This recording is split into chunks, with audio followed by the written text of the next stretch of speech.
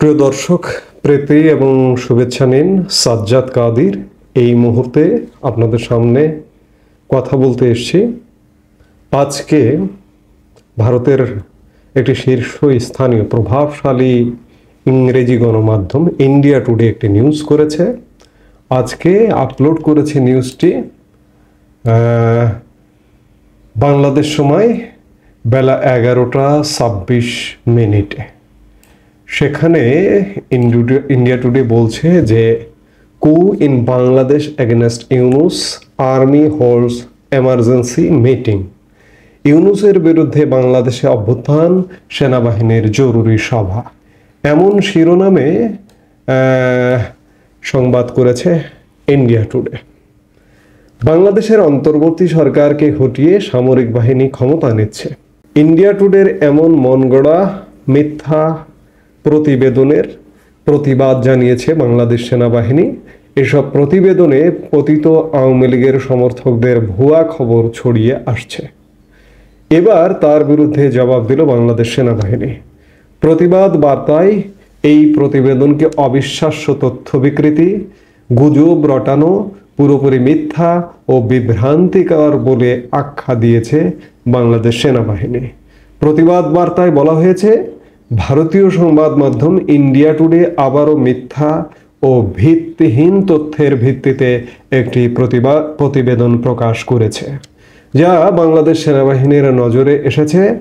আজ 25 মার্চ 2025 প্রকাশিত বাংলাদেশ সেনাবাহিনী প্রধান উপদেষ্টা মোহাম্মদ ইউনুসের বিরুদ্ধে সম্ভাব্য অভ্যুত্থানের আশঙ্কায় জরুরি বৈঠক করেছে। শিরোনামের প্রতিবেদনটি শুধু সাংবাদিকতার নীতিমালার চরম লঙ্ঘনে নয়, বরং এটি একটি মর্যাদা সম্পন্ন সংবাদ মাধ্যমের অবিশ্বাস্য তথ্য বিকৃতি ও গুজব রটানোর একটি জঘন্য দৃষ্টান্ত।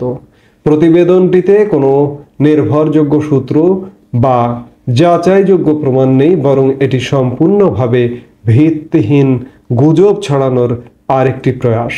আসন্ন অভ্যুত্থান সংক্রান্ত পুরোপুরি মিথ্যা ও বিভ্রান্তিকর, যা সাংবাদিকতার ন্যূনতম নৈতিকতাকেও উপেক্ষা করেছে। প্রতিবাদ বার্তায় বলা হয়, এটি প্রথমবার নয়। ইন্ডিয়া টুডে ইতিপূর্বেও বাংলাদেশ সেনাবাহিনী নিয়ে ভ্রান্ত তথ্য, মনগড়া প্রতিবেদন প্রকাশ করেছে। এর আগেও এই তো কদিন আগে মাত্র 11 মার্চ 2025 তারিখে সেনাবাহিনীকে নিয়ে একটি অসত্য প্রতিবেদন প্রকাশ করা হয়, যা আমরা তখনই প্রত্যাখ্যান করেছিলাম। আইএসপিআর এটি বলছে, কিন্তু দুঃখজনকভাবে ওই প্রতিবাদ সত্ত্বেও ইন্ডিয়া টুডে তাদের ভিত্তিহীন সংবাদ প্রকাশের অভ্যাস অব্যাহত রেখেছে, যা তাদের সম্পাদনা নীতির চরম অবক্ষয়ের প্রমাণ।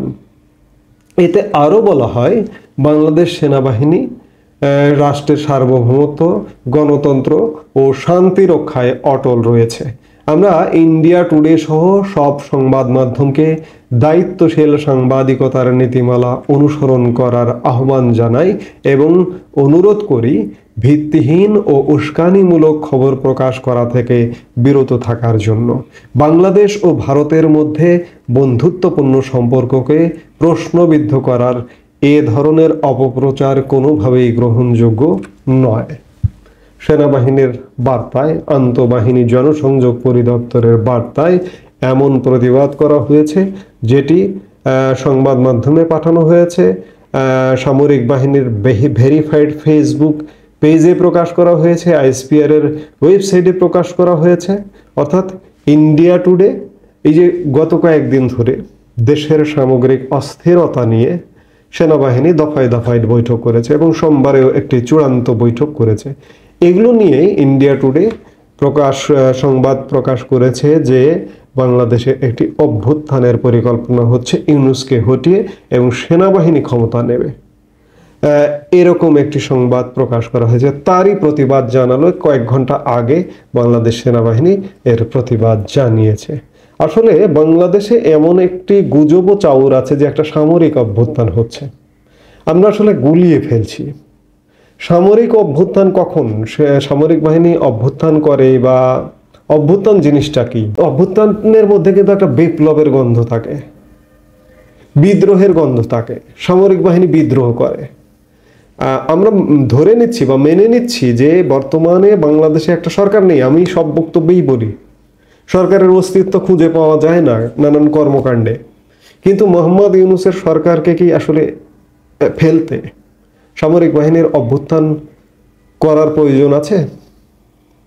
অভ্যুত্থান সাধারণত হয়, বিপ্লব বা বিদ্রোহ সাধারণত হয় একটি নির্বাচিত সরকারকে হটানোর জন্য।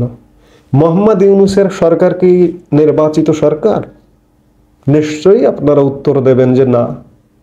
আমি আজকে দিনের আরেকটি ভিডিওতে বলেছিলাম যে 82 সালে এরশাদ অভ্যুত্থান করেছিল, একটি শান্তিপূর্ণ অভ্যুত্থান। সেই সরকারটিও, সাত্তার সরকারটিও কিন্তু নির্বাচিত সরকার ছিল। এরকম মোহাম্মদ ইউনূসের মতো হঠাৎ সরকার নয়, হঠাৎ রাতারাতি সরকার নয়, হঠাৎ এসে উড়ে এসে জুড়ে বসে গেলেন এমনটা নয়। কিন্তু মোহাম্মদ ইউনূস হঠাৎ উড়ে এসে জুড়ে বসা সরকার, এবং এই সরকারটি নির্মাণে প্রধান ভূমিকায় ছিলেন কিন্তু বাংলাদেশ সেনাবাহিনীর সেনাপ্রধান জেনারেল ওয়াকারুজ্জামান কিংবা সেনাবাহিনী। সেনাবাহিনী যদি চায়, যদি মনে করে কোনো অভ্যুত্থানের তো প্রয়োজন নেই, সেনা সদর থেকে বা যে কোনোভাবে ইউনূসকে একটি বার্তা পৌঁছে দিতে হবে, পৌঁছে দেবে যে আপনি রিজাইন দিন।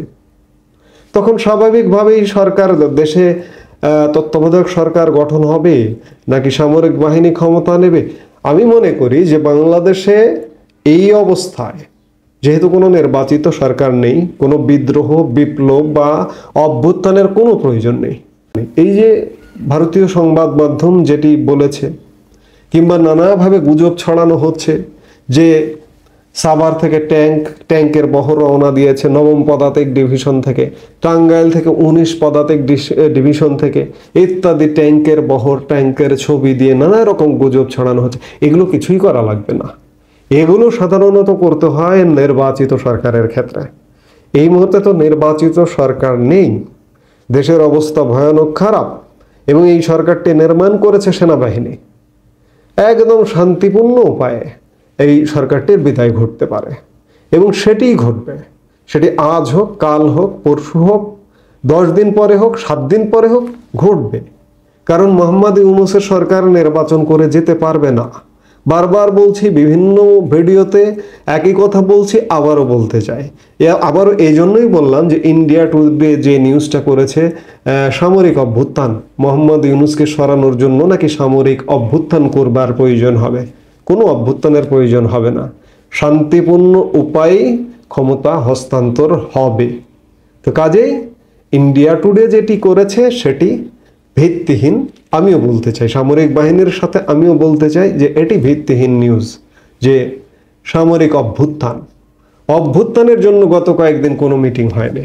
গত কয়েকদিন দেশে নানা রকম পরিস্থিতি ক্রিয়েট হয়েছে। বিশেষ করে সোমবারের যে অফিসার্স অ্যাড্রেস বৈঠকটি হয়েছে, এটা সমগ্র মানে সামরিক বাহিনীর সকল স্তরের কর্মকর্তাদের নিয়ে সরাসরি অংশগ্রহণ করেছেন এবং অনলাইনে অংশগ্রহণ করেছেন।